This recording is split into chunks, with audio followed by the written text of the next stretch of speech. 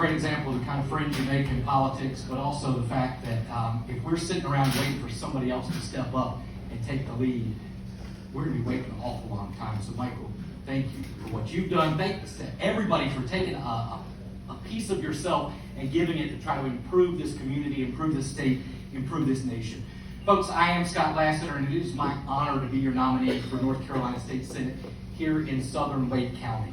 I've got 3 things I want to talk to you about, and like Luke, it's not going to be a campaign speech. If I don't have y'all's support, I've got bigger problems. So it's my expectation that we need to move on and regroup and focus on November. Those 3 things we're going to talk about real quickly are going to be the need for coalition, collaboration, and not competition amongst ourselves as we move towards November.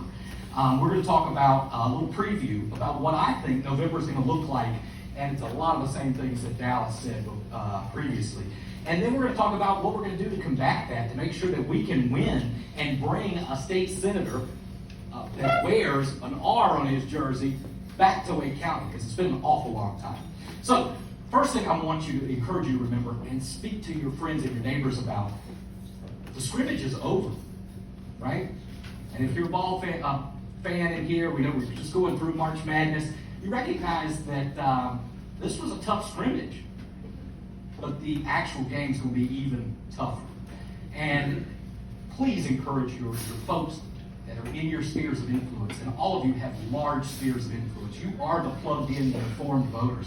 Encourage them, remind them that voting is not a zero-sum game. You're going to have to vote for some folks that you are not 100% ideologically aligned with.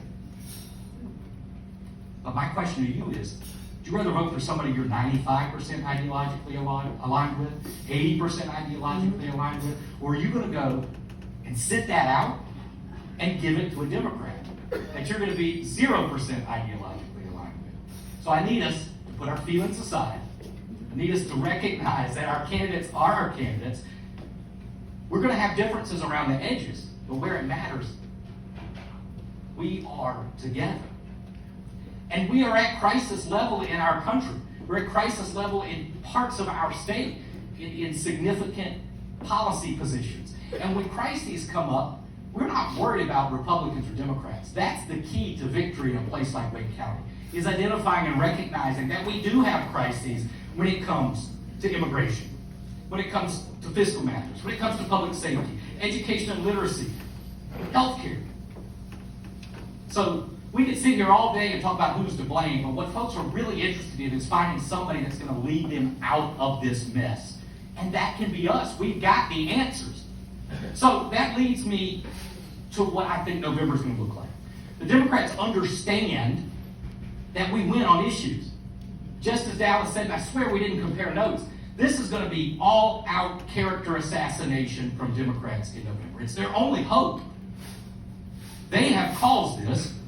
We are providing the roadmap forward, the last line of defense for them, or anyone when they're backed into a corner far enough and need to defend their territory, is to just start calling out names. You're a bad person.